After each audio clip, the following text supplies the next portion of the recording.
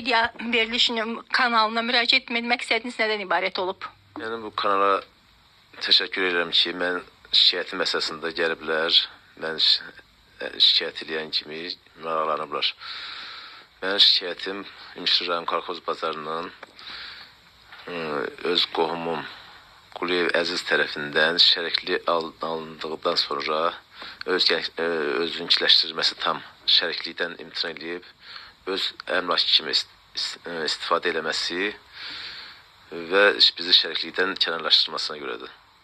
Şərik sizlə almışdı bazarı və haçan alıbdır? Bazar hansı tarixdə alınıbdır? Nə zamandan Əziz sizlə şəriklik bağlayıbdır və saçanı şərikliyi pozubdur? 99-cu ildə şərikliyi qəbul edib bizlə bazar almağa girib 1999-cu ildən 2000-in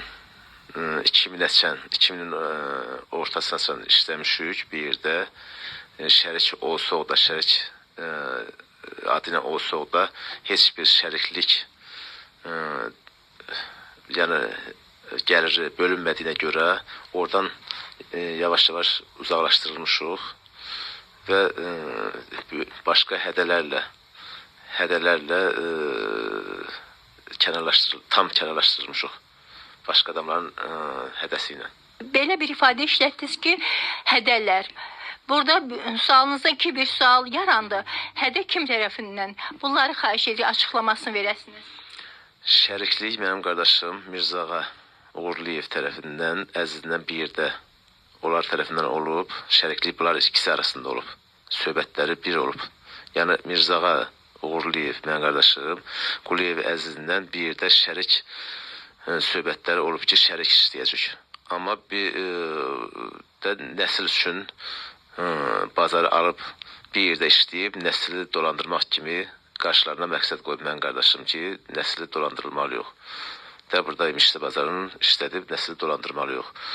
Hədə qorxuda sonradan Quliyev Əziz tərəfindən qardaşıma məhdudiyyət qoyulub və bura gəlməsinə mane olunub ki, gəlib, hətta bir dəfə gəlib də polislə hədələnib Azərbaycandan çıxıb, gedib. Polis gəlib qapıya ki, sizi polis rəisi çağırır, siz gəlib görməlisiniz polis rəisi. Ona görə də çıxıb gedib. O gedəndə ondan sonra da öyrənib ki, məhdudiyyət qoyulub, ondan sonra da gəlməyib Azərbaycana. Sənə çıxarılıbmı ki, qardaşınız haqqında Azərbaycana gəlsə həbs olunacaq? Siz dediniz məhdudiyyət qoyulub. Məhdudiyyət ondan ibarət ki, gəlsə həbs olunmalıdır. Var belə bir şey?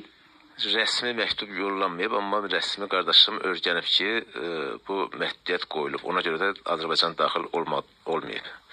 Və rəis də Qolavroskun Cinayət Axtarış Şöbəsini yollayıb 2003-cü ildə harca gələndə, 2003-cü ildə bu şəriklikdən biraz sonra da gələndə polis rəisi, Cinayət Axtarış Şöbəsinin rəisini yollayıb qapıya ki, rəis sizi çağırır. Təqribən.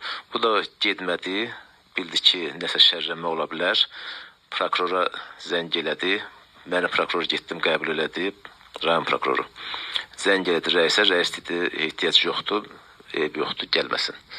Ondan sonra da qardaşım çıxdı, getdi. Bu belə çıxdı ki, bu